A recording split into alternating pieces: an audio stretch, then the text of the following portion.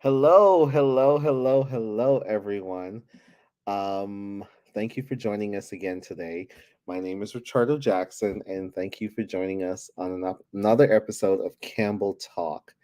And today we have with us Dr. Sandra Anderson, and we are going to have a very lively conversation about ending the HIV epidemic. Now, for a lot of people, you might have heard ending the epidemic, ending the epidemic, ending the epidemic all over the place. And so we need to start having some conversations that will allow us to be able to start formulate a plan of how we do that because there are some critical components that needs to be included. There are some critical components that are vital if we are going to end the HIV epidemic. And so we are going to dive right in with Dr. Sandra Anderson. Um, I call her Sandra, like 227. Um, so we'll be right back.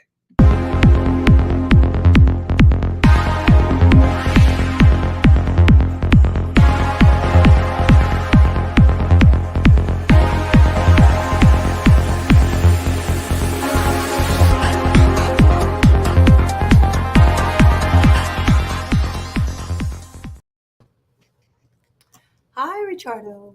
Hi, Hi. welcome, welcome, welcome to the show. How Thank are you so you? much. Or I'm welcome back, wonderful. I should So say. I am wonderful, Richardo. Thank you for having me. Thank you for this opportunity. It's always such a pleasure and a privilege just to be in your space because I just honor you so much for the work that you're doing in the community and for all the lives that you're impacting with Campus Health Solutions. So I'm just honored. Thank you.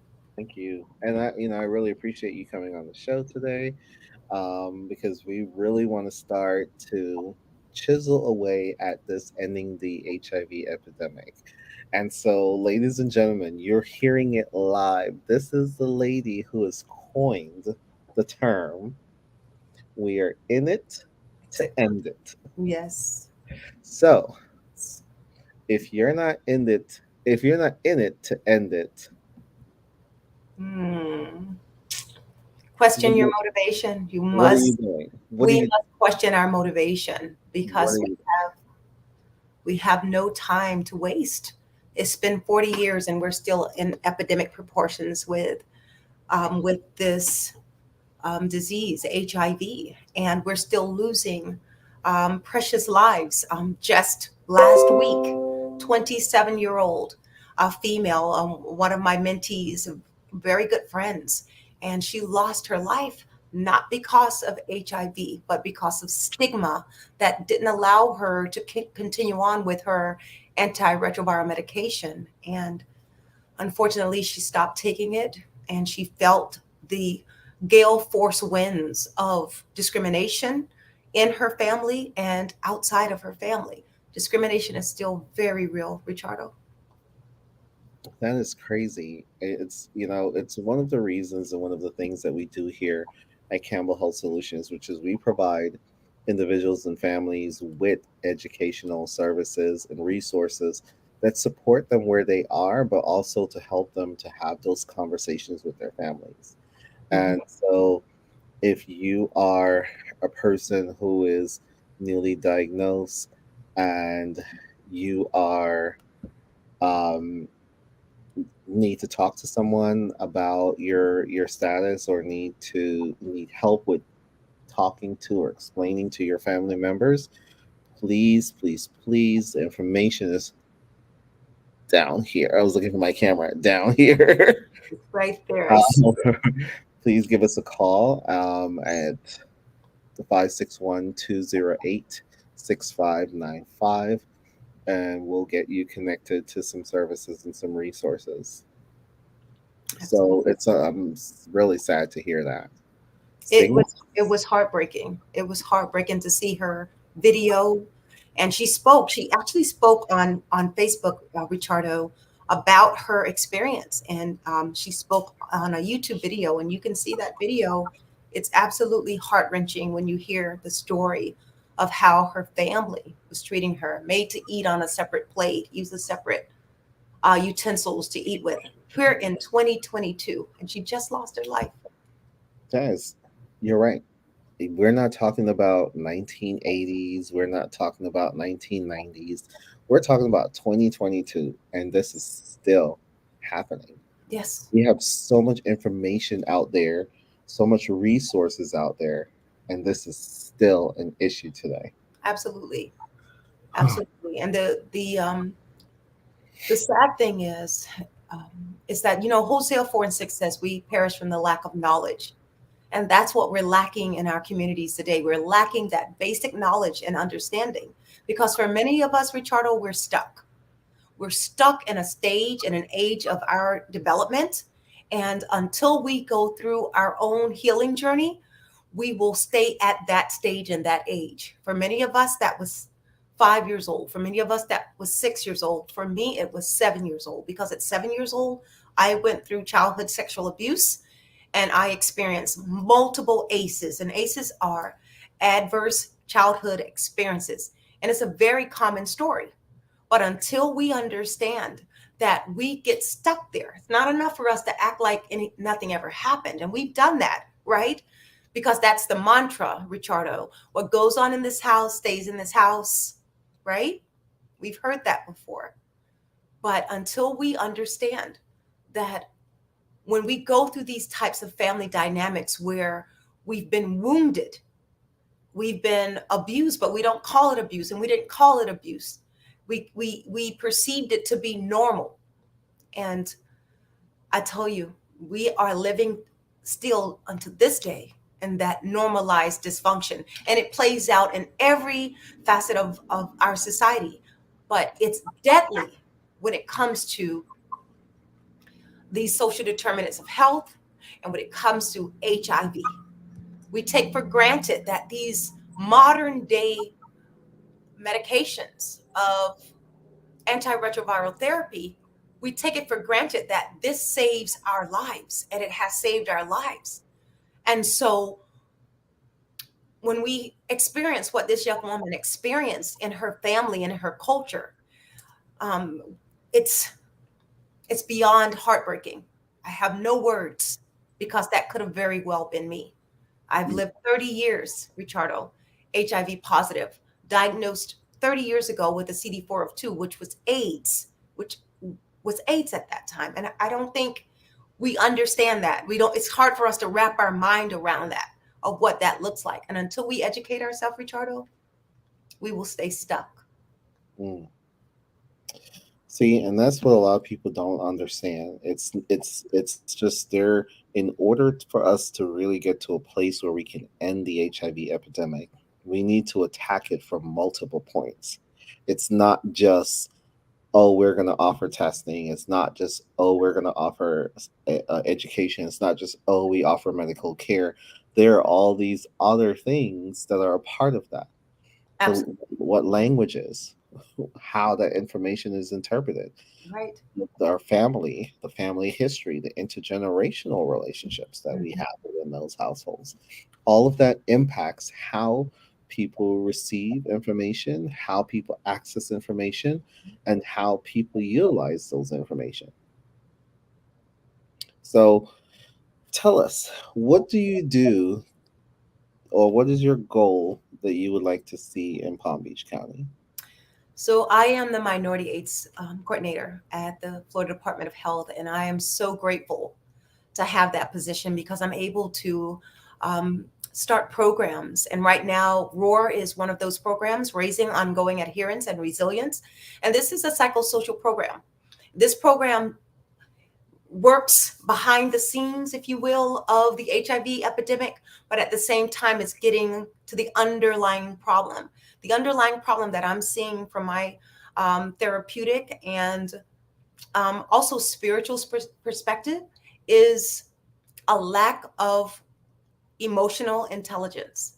No one, not me or anyone else, wants to be HIV positive or have any other sexually transmitted disease or any other things that we go through in our society. No one wants that. what leads us down those roads and those paths is a lack of understanding ourselves, first of all. So the first component to emotional intelligence is self-awareness. And without self-awareness, we won't know what's going on inside of us. And oftentimes we are hijacked. I was hijacked for many years. What does that mean? In clinical terms, hijacking is where you are reactive and not proactive. You're not thinking, you're going along to get along.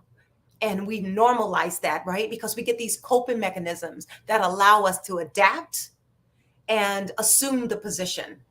And so not only am I the minority AIDS coordinator in Palm Beach County, but I also have a 501c organization by the name of Love Gardens Ministries International. And that is also a mentoring program. So we offer therapeutic mentorship. And I find it very effective through the years, working with multiple clients and helping them to do what Dr. Maury Bowen, who the creator of Bowen's family systems theory, calls self-differentiate. And that is when we grow up beyond the entrenchments of family dynamics, beyond this reactive state of mind, and we're able to differentiate.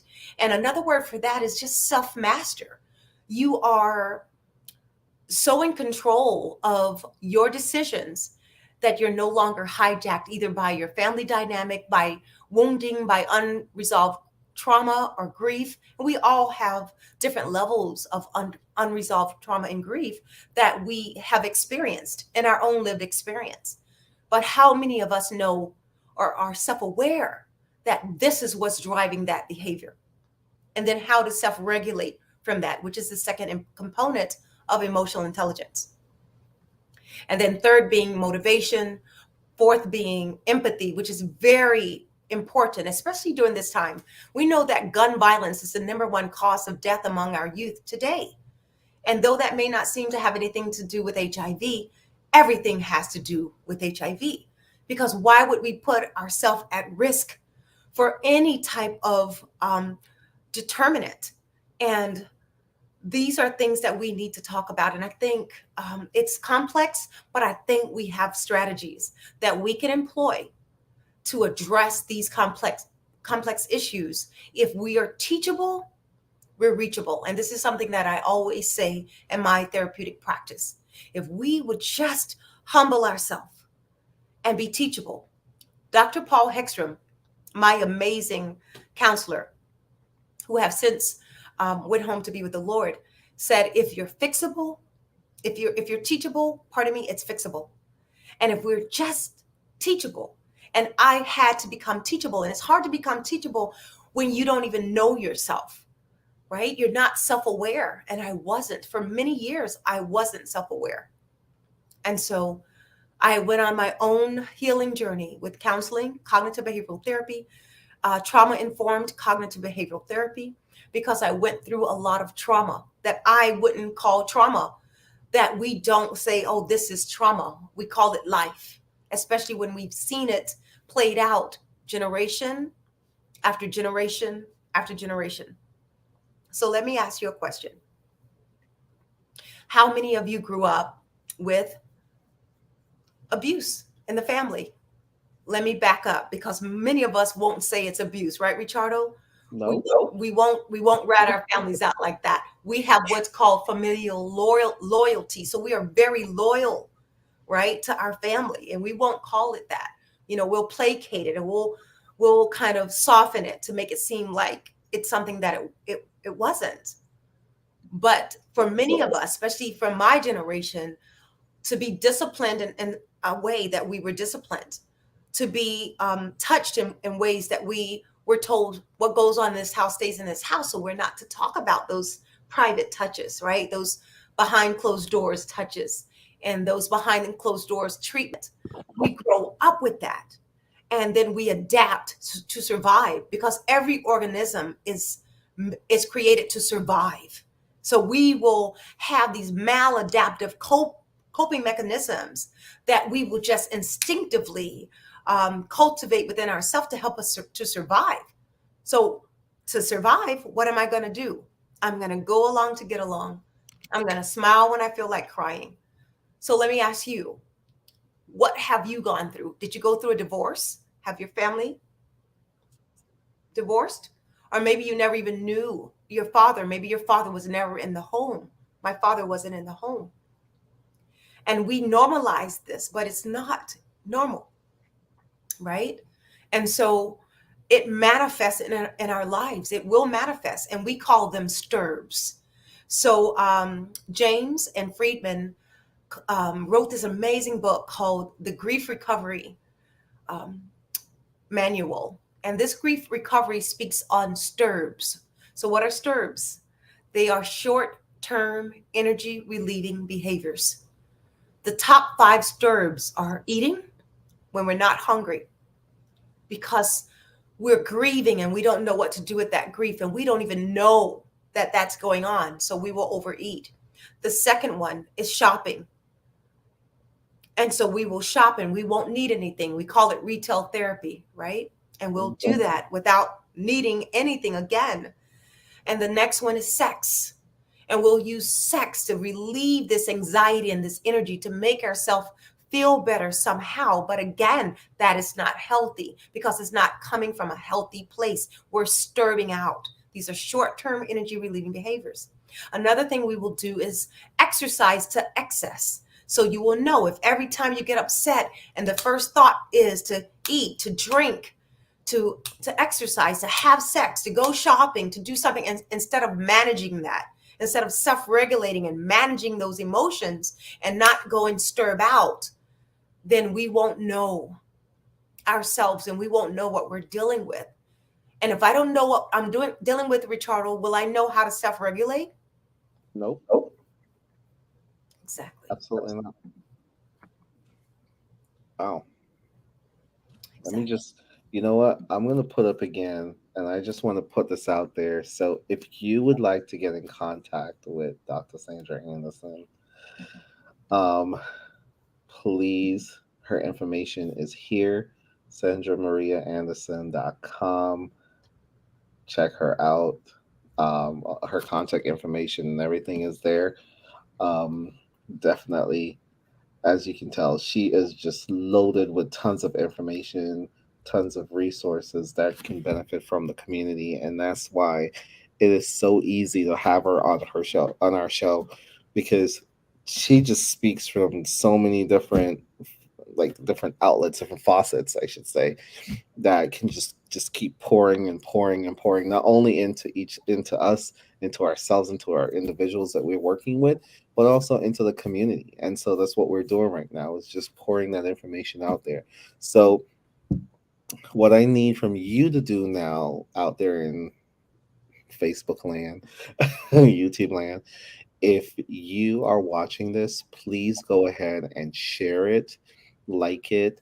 If you have questions or comments, Mhm. please feel free to ask. We will do our best to answer those questions and on here, or address some of the comments on here. Um, if you have something more personal that you want to talk through, the information is right here at the bottom of the screen. Feel free to reach out, um, and we'll get you connected. But if you're watching right now, please like, share, and encourage some other folks to watch, so this way they can get this information, because that's how we have to work as a community. We can't keep the information to ourselves. It doesn't do anything if we have it and keep it. We have to keep sharing it, so this way everyone in our community can benefit from it.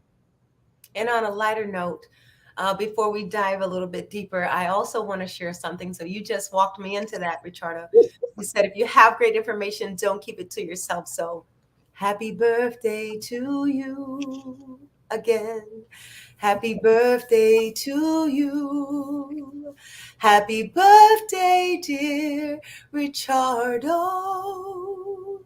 Happy birthday to you. Thank you. Happy birthday. You're amazing. You deserve to be celebrated because you too are such a wealth of knowledge, but not just knowledge. So much compassion and kindness comes from this young man. And I'm telling you, to get to know him as a person, as a CEO of his own corporation, as a father, as a husband, I've seen him in all of those stations of his life, in all of those domains. And I can tell you, he is just exceptional. And I'm in awe of Ricardo. I really am. I see him parenting his children with such love and compassion and diplomacy and respect. And we're missing that. And that's what I'm talking about right now. And this is the this is the topic of my dissertation. It's parenting styles in the African American community. Because when I hear parents cursing out their children, literally, profanity, such harsh words, not knowing that our words carry power. Scripture says there's power of life and death in our tongue. And when I see little 2 year olds and 3 year olds get mistreated and yelled at, and oh my gosh, the brain is collecting all of that information. We have what's called in our brain a hippocampus, and it's like the hard drive of the computer that we're streaming from right now. And this computer has every piece of information that I've ever stored in it. It will not get lost. It may be disorganized, but it's not lost. And when children grow up and this type of dysfunction, and we won't get too deep into that. And I want you to be mindful of your own triggers, but it will be disorganized because under the age of 9, we can't make meaning of what's happening. We can't make meaning of what's happening in our life, in our families, with dad, with mom, and with everything that's happening. And whatever I can't make meaning of will become disorganized. And if you know anything about attachment theory from Bowlby, um, he spoke about attachment theory, and it's an amazing methodology that I have also used in my own research. And disorganized attachment is one of the worst attachment out of the 4 attachments. Why? Because we will act out and not understand why we're acting out. There's a lot of good people, good men and women in prison today because of a disorganized attachment where we're acting out, and it often looks very violent and very bizarre. But this happens in our childhood, in those early stages of childhood development. And if we don't know that, then we criminalize that behavior instead of understanding that this is something that's happening neurologically. And it's Hmm. not an excuse, it's a reason. Does that make sense, Richardo? Yeah, absolutely. Absolutely. I think, it's sorry, I'm learning how to operate my equipment here. No, I think it's really important that we kind of like look at these things that have benefits for us, but Yes, also to start eliminating some of the destructive behaviors that we're kind of like continuing to pass down. And so we can't do that unless we understand where it's coming from. And then once we understand where it's coming from, then we will start learning how to disrupt that flow. amen. And So we disrupt it with knowledge. We yeah. disrupt it with understanding. But if we're not open to knowledge and we think that the whole world is out to get us because that adrenaline is pumping, and that's what I see more than anything. That's what PTSD is. It's very prevalent, especially in the African American community and Black and Brown cultures, Mhm. because of historic trauma that was never resolved. Right. So we just kind of go along as if nothing ever happened, as if the last 400 years of chattel slavery and redlining and marginalization, inequities, and the epistemic injustice haven't happened. And then when we are seeing the upshot of it now and the aftermath of it, we're aghast as if we don't know where it's coming from. Everything has an origin. I speak English right now because English was introduced in my family. But I also spoke the language of addiction, crack cocaine addicted at 16 years old. That didn't happen out of osmosis. It was in my family. right? And it was in my father. My father was an alcoholic because my father was 20 years, Ricardo, my mother's senior.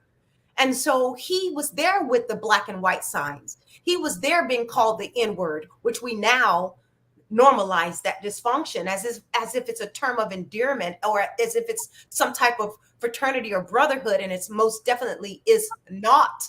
It's a slave master's word. And we don't understand our own internalized racism, using the very word that our ancestors was lynched and water hosed and dog beaten and and gr- grossly mistreated to this very day.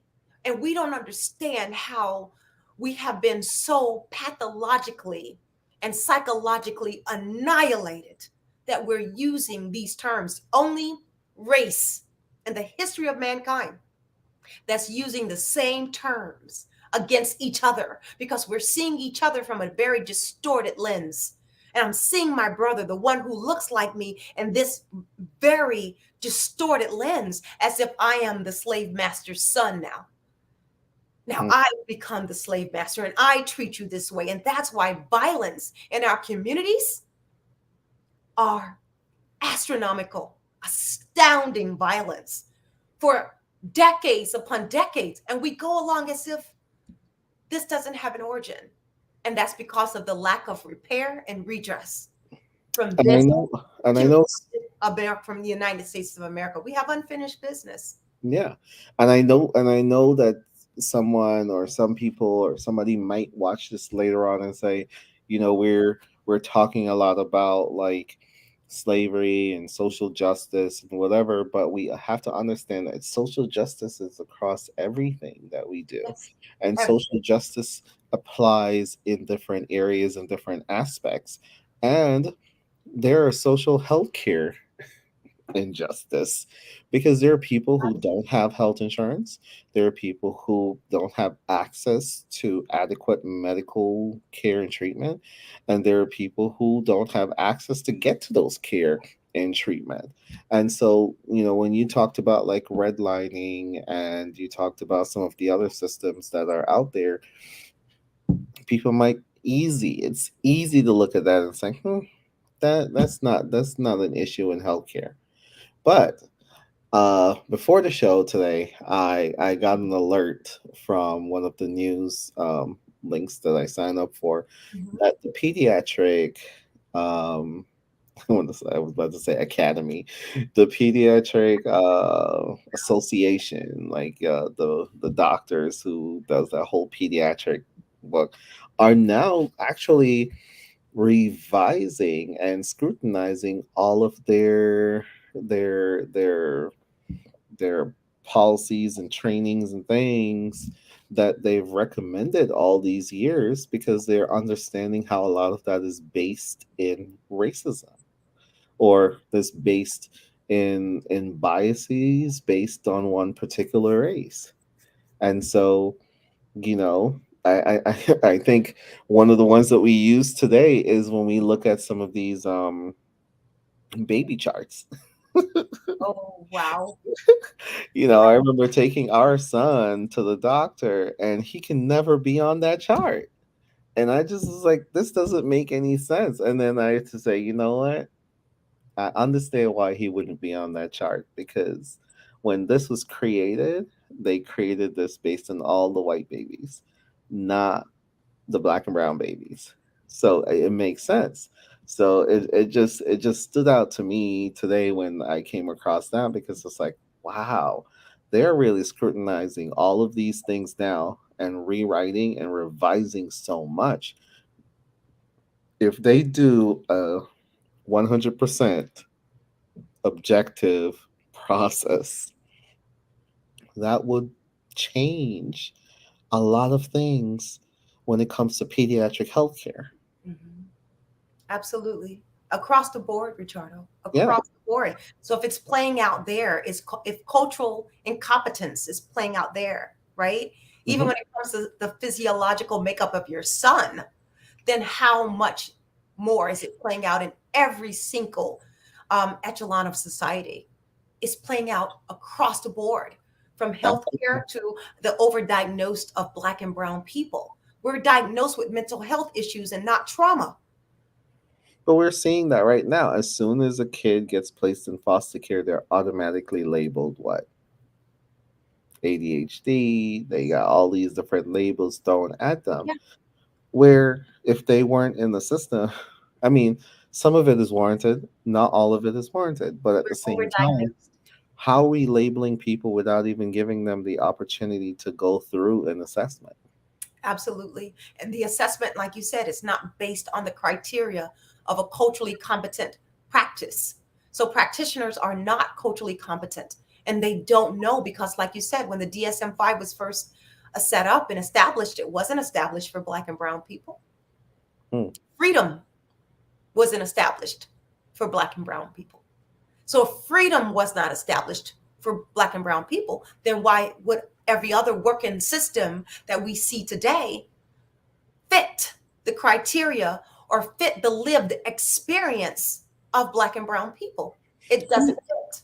Right. And let's also not forget all the atrocities that has happened to black and brown people over the years in the name of medicine. Yes. That, and I'm not saying that good didn't come out of it, but I mean, we need to honor, look back and say, ashe to the folks who have suffered and dealt with over and over repeated torture in order for us to have some of the tools, like it's the clamps that they use for the OBGYN doctors used right now, the nice warm plastic versions that they have now has not always been so nice plastic versions or warm.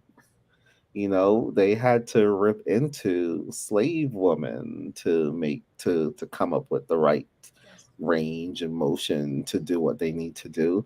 And a lot of times a lot of women died, but because they weren't human Oh, and they didn't pain have the tolerance. appropriate pain level, Pain tolerance was it higher. got, so it got ignored. And so we can see some of that now when we talk about, look, how many hundreds of years ago that was, right? And then you have, I believe it was Serena Williams or Venus or Serena, I can't remember which one, when they were giving birth or went to the doctor, they were talking about that they needed medication or they needed whatever, and they wouldn't give them more medicine for the pain because they would just proceed that they didn't believe that they were in so much pain. Like it was just like, and so a lot of stuff started coming out of that, where a lot of people who were going to the emergency room or going to see providers were saying no, they were experiencing this pain, but they weren't getting the proper dosage Yeah. to deal with the pain, because they either the providers assumed that they were lying. The providers assumed that they didn't need so much, like making these decisions on behalf of the people who are saying we need this. Right. And so even bringing that back is when we talk about ending the HIV epidemic, we can't just go into communities of color and say this is what you need to do so you can end the HIV epidemic. Ending the HIV epidemic requires that black and brown people are in the driver's seat, that black and brown people are sitting in programs and making decisions. It's not just okay anymore for organizations to just hire black and brown people on the ground level and not give them positions to make decisions. And so I equate that to the Thanksgiving scenario.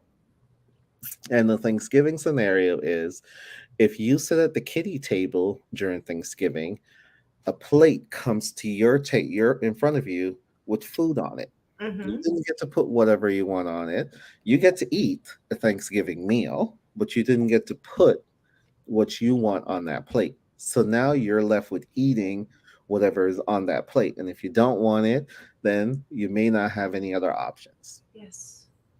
when you sit at the big table for Thanksgiving, there is a spread of stuff available, a Yeah. bunch of resources, we will call them.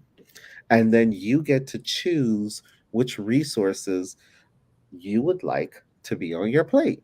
Hmm. And that's going to be the resource for you. So sometimes people see us and we have to understand we get called, black folks, African Americans. There are Black Caribbeans, there are Black Hispanics, there are Black Latinos, there are Black Americans, there are Black Africans, there are Black everything else, right? And so while we live here, we don't all have the same experiences. No. We don't all go through the same things. We have things that make us that are similar that we can culturally relate to and Mhm. that we kind of like understand as a group, as a community.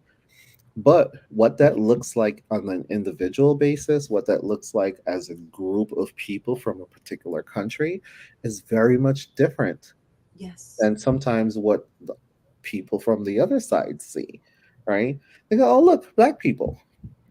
Well, I'm black and Caribbean, so there goes that. Yes. I'm black American from Mississippi. There goes that. We have different lived experiences that makes us see healthcare or healthcare interventions or healthcare models in different ways. And so if providers are not going to look at us through those lens, then they're missing vital components that are essential. But in Yes. order for us to be able to move the ball further down the road, we need to make sure not only that every step of the way we need to have equity, every step of the way we need to have inclusion, and every step of the way we need to have black and brown folks who are decision making Absolutely. partners, not just at the ground level so we can collect the information and said, well, we had 10 black people who said XYZ, and now we pass it up to somebody else who don't look like us, who's not from our community, to then make a decision on it. That's where the breakdown starts. And then we look 5 years down the road and say, oh, well, we tried all these different things that the black and brown people say, but it didn't work. Well, it didn't work because someone gave you the keys to the car, but you didn't put gas in the car. And so, if you are going to do that, don't just take the keys from somebody and say, okay, fine, I'll see you later. Invite that person to come along, invite that person to be a part of the decision making process, invite that person to come for the ride. Because if not, we're going to end up in a predicament where the folks who are providing the ideas, the resources, and saying this is what we need that's going to work for us are going to be left behind. And then those strategies, those things that they take are either going to be tweaked or bent or turned into something else that doesn't really fit how it would work for us because we were not at the decision making of We're at, bending and twisting it or turning it. we're at the kitty table. So it's time for us to end HIV. But if we're going to end HIV, we need to stop putting black and brown people at the kiddie table. They Hmm. need to be at the adult table and not only just have a seat, they need to be able to make decisions and they need to be able to call the shots, if you will, Yes. about some of those decisions. Absolutely. Because it takes all of us, it takes the village, it's going to take everybody. But if we don't have people making decisions that look like us, look like the community, represent the community, then that's where part of the problem is. So we are ending the race to end the epidemic before we even get started. Yes. Because we're And so so far behind. You know, exactly. we're already so far behind, Richardo. We're so far behind. Most of us know Maslow's theory of hierarchical needs. Um, that pyramid, Hmm. basic needs, self-actualization at the top. And how many of us have reached that level of self-actualization? And that's not talking about success. That's not talking about a certain amount of money in your bank account, because in the words of TD Jakes, success, um, is irrelevant to purpose. I'll say it again: success, quote, is irrelevant to purpose, and unquote, from TD Jakes. And I believe that. So it's not enough for us to have a tokenism amount of us that have reached a certain level, but then what about the masses? HIV is disproportionately impacting Black and Brown communities, but so is addiction, so is Mhm. violence, right? So is poverty.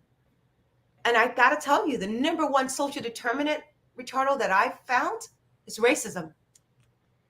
Yeah, but let's not forget. I mean, a couple years ago, if you were addicted to drugs, or had an addiction of any kind, basically related to illicit drug use, you didn't nothing. You weren't. It wasn't a mental health issue. You're a It criminal. was. It wasn't. It wasn't that you needed services or resources. It was, oh, you're a criminal. Go to jail. Criminal. I'm 16 years old, addicted. Why was I addicted? But Trauma. now, but Resolved. now there's been a racial switch, and now the language has changed. And we're Narrative. not downplaying or pushing, and we're not pointing fingers at anyone or whatever the case is. It's the What we're truth. saying is that if you look at it, you can see it. The one thing that I hate is that people will hear this conversation and jump up, and they will start to feel like, oh, you're saying all of this, and you're making it a race thing and whatever. It's always been a race thing. And then, if you truly want to understand what we're talking about, put yourself in our shoe. Take time to ask the questions, take time to learn. Do not expect us as Black and Brown people to always have to go through 400 years of history to explain to you why it is what it is today. It's really simple. All you have to do is just say, you know what? Put the shoe on the other foot today and see for yourself. You It's, know, you it's just just, oh my gosh, I can just talk to you all day. And you just stir up so much in me. So author, educator, and teacher Jane Elliott, the the hmm researcher of the Black and brown eye, blue eye experiment, said it best. Racism was never about skin color. Okay, let's just put it out there. It's never about skin color. It was about greed and exploitation. Because right now, if someone needs a kidney transplant, an organ transplant, a lung transplant, blood donation, you don't care where that's coming from or whom that's coming from. If it's the right type, if it's the right fit, guess what? You want it. You're not asking if it came from a Black person, an Asian person, a Hispanic person, a white person, a person from any part of the world, from here to Timbuktu. It's not going to matter. It's another chance of life for you. It's another chance of living in this beautiful gift of life and liberty. But the pursuit of happiness have not gone to the Black and brown communities. This is the facts. And until reparation is paid, until repair is made, then we will continue around this thorn bush. And not just Black people will be hurt. You know, when what happened to George Floyd, the world saw that, right? hmm The world saw it. And it was a visceral effect. Visceral, meaning we felt it in our gut. We felt it in our core, across racial lines. We felt the death of this man who cried out for his mother under the knee of a racist, right? right. Listen, listen. Two people lives were impacted. It wasn't just Mr. Floyd, it was also Mr. Derrick as well, because he will spend his life in prison. You see, the lack of reparation is not just for Black people, it's to break the spell that a lot of non-Blacks are under. We've all fell under the delusion. I fell under the delusion when I was younger. I felt less than, trying to bleach my skin. I put a white towel over my hair at 5 years old. Okay, so here's to Dr. Kenneth Clark and Mamie Clark's um, doll experiment. And you heard about the doll experiment, Mm-hmm. right, in the 50s. Here's to that, because how true it is. And I didn't know about the experiment then. I was 5 years old, putting a white towel over my head and putting that white towel over my head. And, we do that in the mirror as little girls. And we're playing with the dolls. And my doll had these beautiful blue eyes because, hey, blue eyes were valuable because I didn't see the value in my eyes. No one taught me that. That was a social construct that was erected socially. Think about it. When Dr. Kenneth and Mamie Clark did the doll experiment, they didn't prompt those children on which doll to choose. And for those of you who are not familiar with the doll experiment, they went to children back in those days in the 50s, and they had dolls. Everything was alike, Richardo. The hair was alike, the features was alike, the size was alike. The only thing that was different on these dolls with the skin tone. And when you ask a 4-year-old, a 5-year-old, a 6-year-old, I think the experiment went up to 8, if I'm not mistaken, but it's public knowledge. You can look it up. Yeah, it's up there. Every single child. Listen to this. This is beyond internalized racism, right? This is a psychological annihilation of an identity of people, of your selfhood, of your personhood, of you as a human being. These children, no prompting at all, said the white doll was beautiful and the black doll was disgusting. The white doll had value and the black doll was nasty. And I'm quoting, and I did this research for my own dissertation just to pull out some nuances of what this would look like today, as we're still seeing the remnants of internalized racism, where we hate ourselves, where we have the lack of value for each other. I remember, and this may seem a little harsh to a few of our listeners, but those who've heard my story and read my book, then you're familiar with my life and you're familiar with my background. And I went through sexual abuse at 7, and I ran away because that abuse continued. And I didn't think there was other monsters out there. I thought there was only the one living on my street, which was 24th Street in Fort Lauderdale. At 11 years old, I went through sex trafficking from Fort Lauderdale to Miami. First time ever in Miami was on a trafficking circuit. Yes, this is very real. But people are aghast, Richardo, when they hear about trafficking, not understanding and notwithstanding that we as a people went through trafficking. It's in my very molecules of my DNA.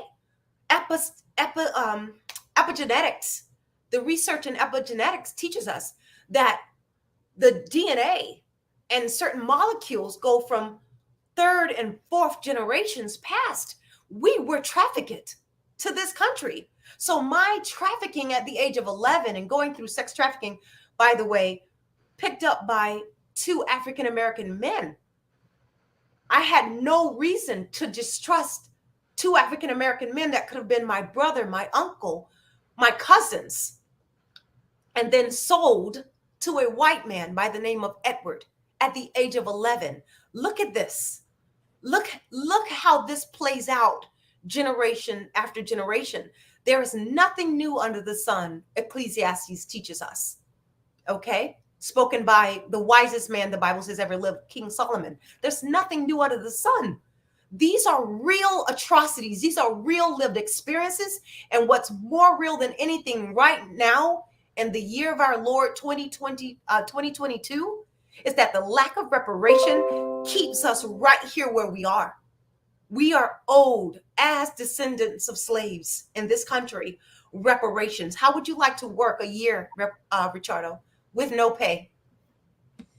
Now add 400 years to that, where your ancestors Mm-hmm. have given you a trauma inheritance, not an inheritance like our white counterparts or other counterparts. And this is not to say that everyone had an inheritance. So please don't write CEO Richardo.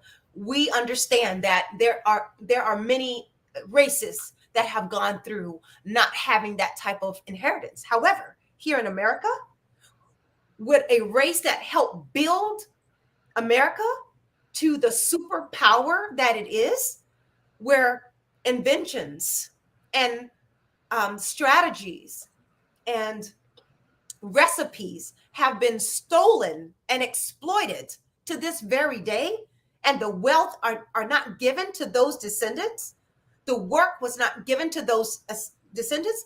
This is what's called epistemic injustice.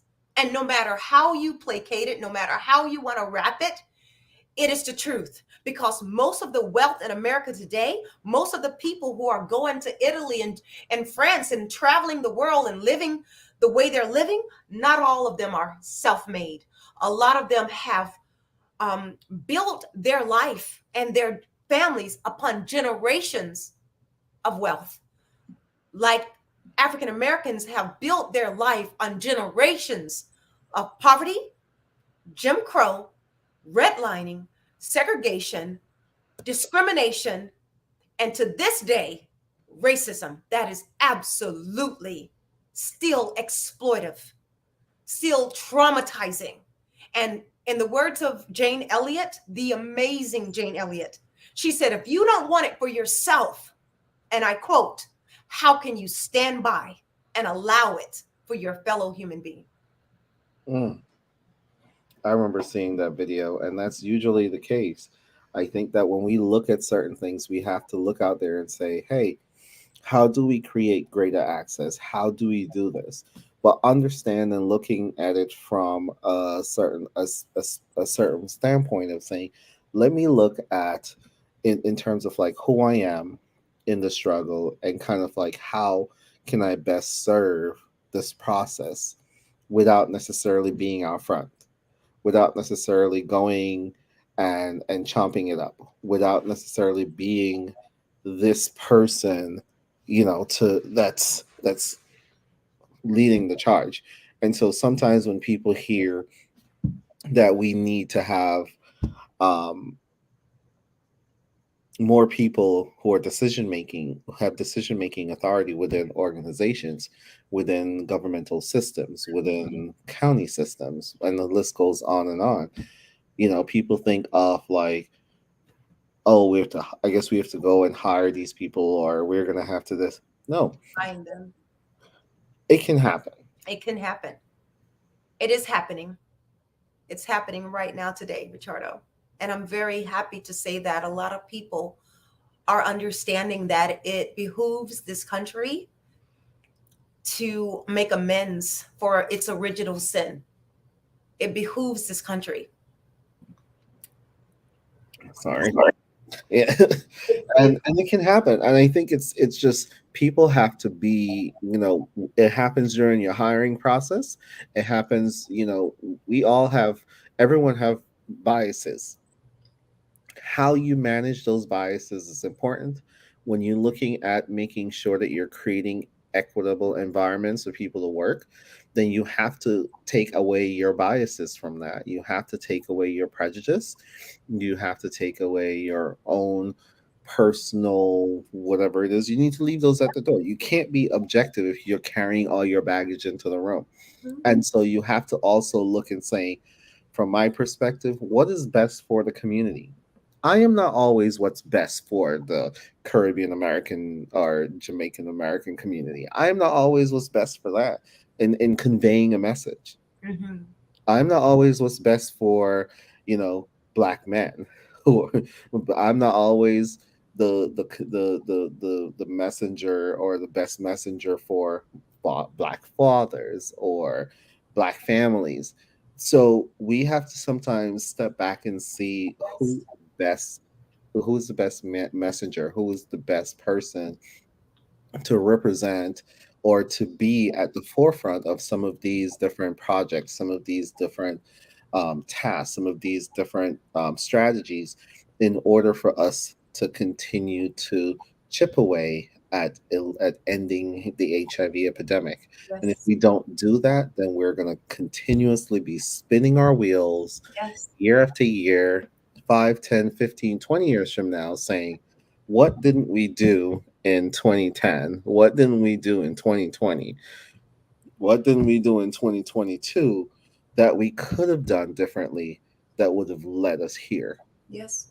And so, what I would encourage people to do is when you look at some of these 5 year plans and 10-year plans that were created 5 years ago, don't just brush them off and say, oh, let's just keep doing this. Really be meaningful about it. Include people who represent those communities, but also make every effort to hire, promote, train, develop individuals who are Black and Brown to work those positions, because you need people. Representation matters. Yes. Yes. Representation matters. And I challenge everyone, whether whatever, wherever you're working, to say, if you don't think representation matters, to say whatever race you belong to, whatever ethnicity you belong to say, if I work here and I was the only white person, would my environment still be the same? Would I feel the same?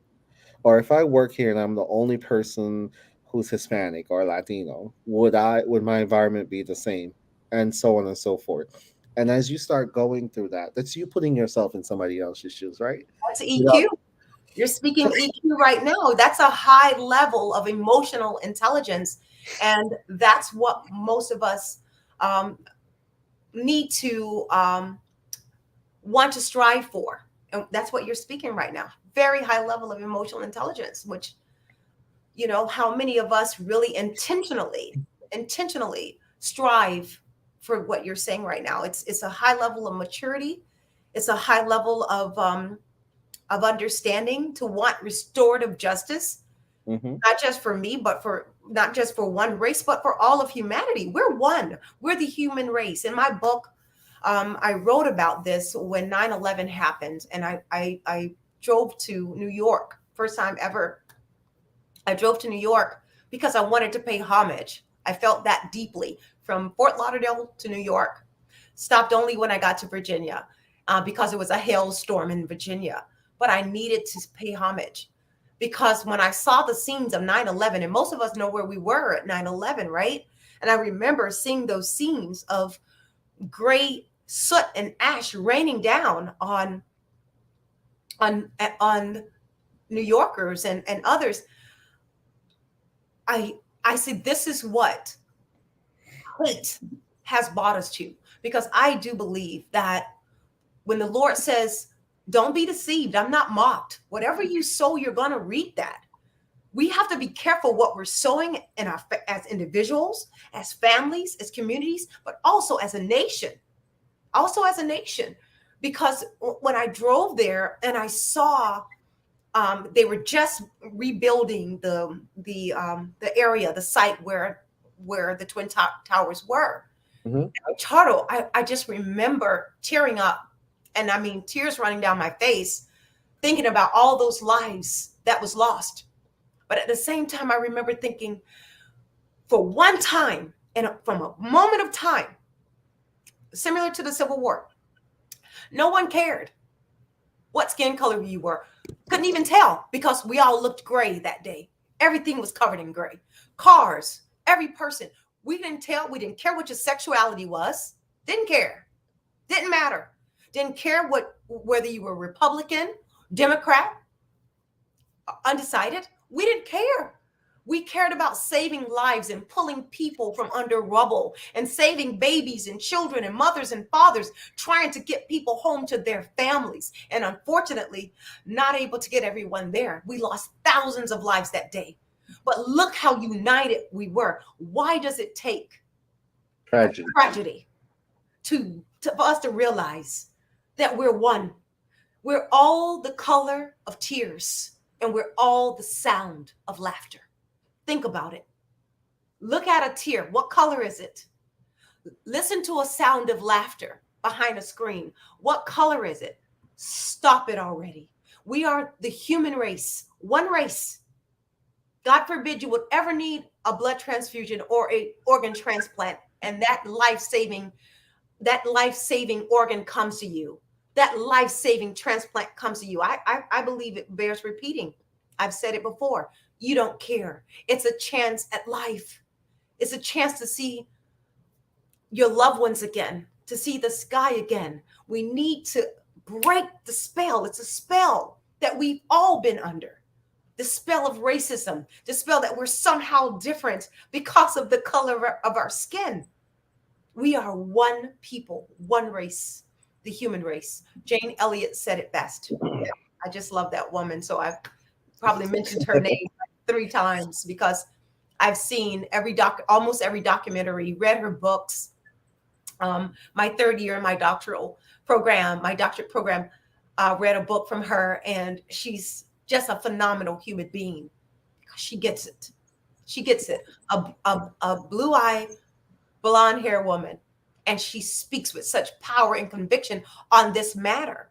A teacher, an educator, and she's powerful. She's amazing, and I just love her.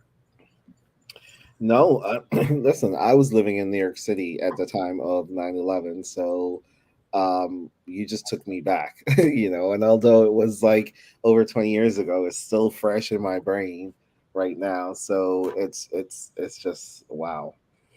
Um, so we have to kind of like wrap up.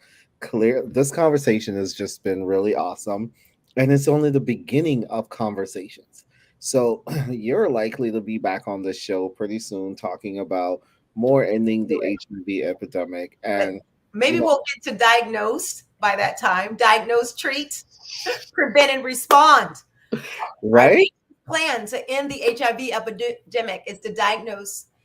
We want everyone diagnosed, and the only way to be diagnosed is to get tested we got to and get know your tested. status. We got to get So tested. We got to know our status. And if I didn't know mine, I wouldn't be here speaking with you right now, Richardo. And you are an amazing person. I wouldn't have want to miss out on the opportunity.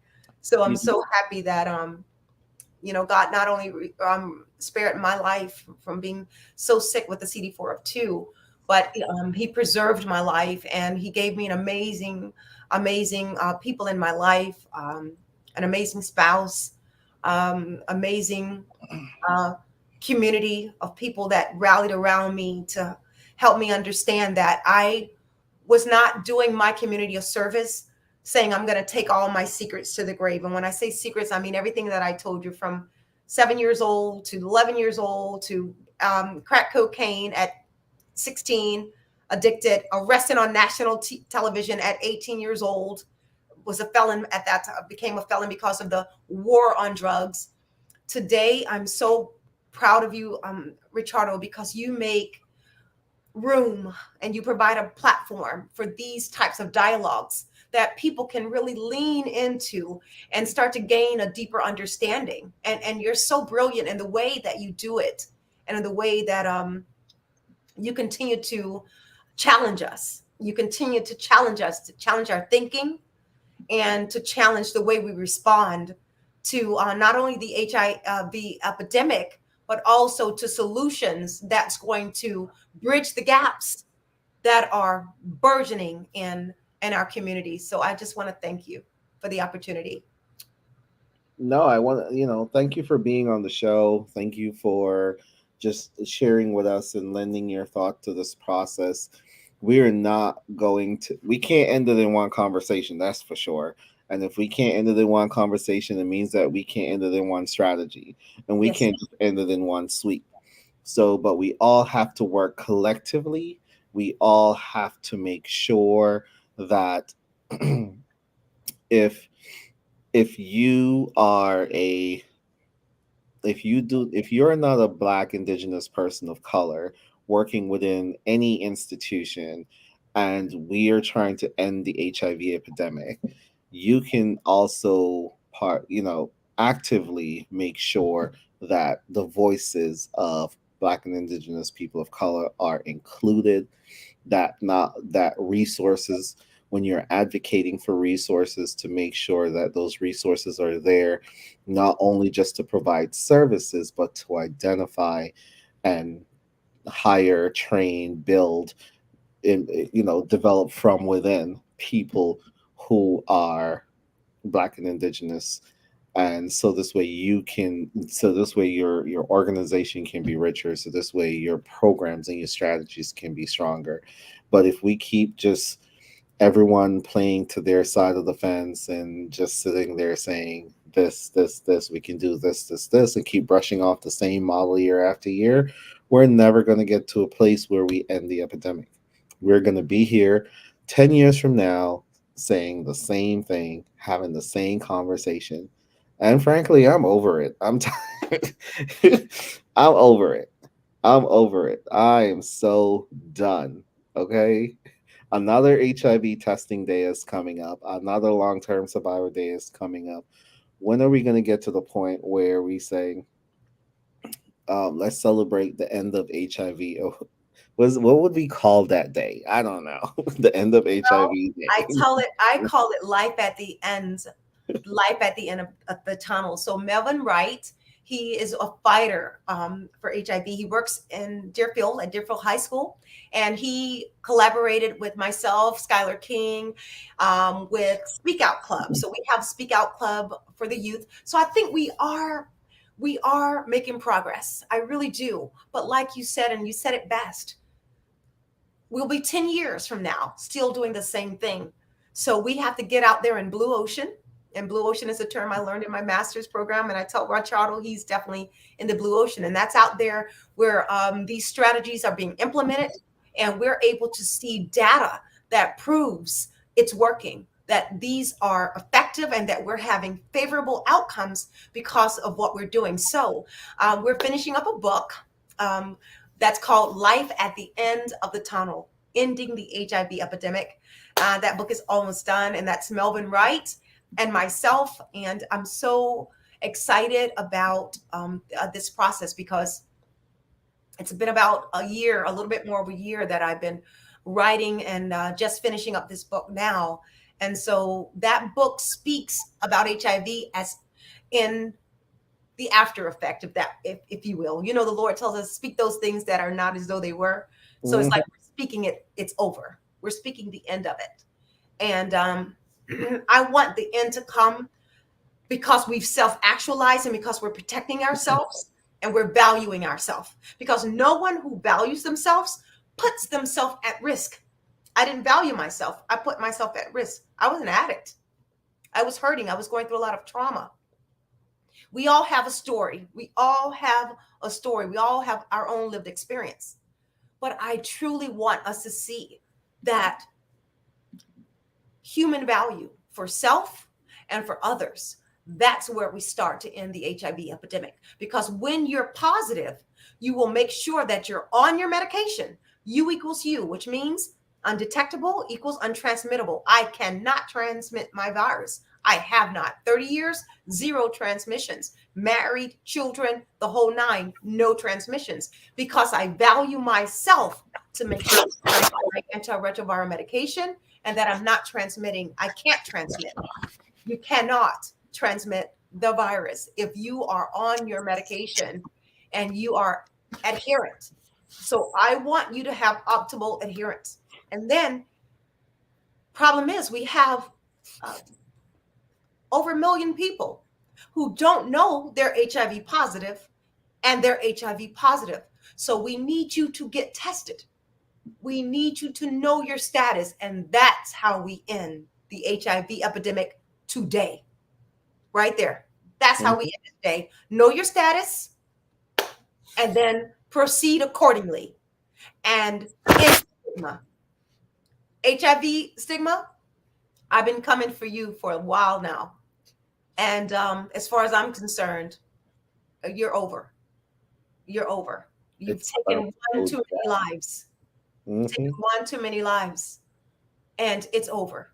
We're gonna blast off with these wonderful strategies that Ricardo have spoken to me about for Campbell's Health Solutions and other programs. I've started a community yoga in our community because Yes. we need health. We need to know health is wealth. The way you eat. Are you sleeping at least 7 to 8 hours a night? You need to sleep every night. Are you eating well? Are you making sure you're eating? I eat right for my blood type. Hence why my CD4 has come from a 2 to over 1138 right now. That's a high CD4 to come from a CD4 of 2. See, so it's the way you eat, it's your lifestyle. So we're here to help you make lifestyle changes. And like Richardo said at the top of the hour, reach out to us. We're in it to end it, and we want sustainability. So we're not going anywhere. So this is not a touch the base and we're done. We're here over the long term so we can have a sustained progress in ending this HIV epidemic. And so let's do it together. And on that note, I just want to thank you guys for watching. Please remember to like, share, and invite other folks to participate. We will be on in another 2 weeks from now with another episode. And we're probably going to keep this conversation topic going a little bit. So we're going to hear from some other folks about what are we doing to end the HIV epidemic. And so if people, I want you to understand there are people out there who are working trying to make this happen, and there are people who out there who have ideas and things like that who are not yet sitting at the table. And so we need you and your help to be part of this process. So reach out to us so we can know who you are, so we can invite you to come and lend your voice to the process, because we need you and we need you to participate. We're only going to get there if we all work together. Yes. So HIV is not just a black people problem. It's not just a Latino problem. It's not just a white people problem. It's a everybody problem. But there are major problems when it comes towards the fact that their HIV disproportionately impact black and brown people. Um, it it disproportionately impact black and brown people. It I, also disproportionately impact and we're talking about like when you look at like HIV, it's higher among black and brown people or black and indigenous people of color, STDs, the list goes on. So we need to figure out how to bridge those gaps, how to make sure that we're making meaningful contributions to that process, but also we need to make sure that we're looking at how we can bridge the equity gap. So this way we can have representation. So this way we can make sure that the resources that are allocated are really being used within the community to have greater impact. And then through all of those things combined, yes, and we can do it. we can get there. And that's just the start. So we have to look at policies, we got to look at access, we need to pull in the folks from transportation, we need to pull in the folks from housing, we need to look at food deserts. And I mean, so I'm telling you, it's a bigger issue than we have time to talk about right now. But we will continue to make time to have this discussion around ending the epidemic for the next couple of months. So be prepared. We'll be here talking. So join the conversation. Thank Yes. you for watching. Thank you. Again, if you need to reach us, the information are here. Please reach out to us. Check out the websites. Give us a call. We'll love to hear from you. Thank you again. Thank you. Get Thank in it to you. end it, guys. Get in it to end it. We're here for you. Absolutely. Bye, Thank y'all. you. Thank you.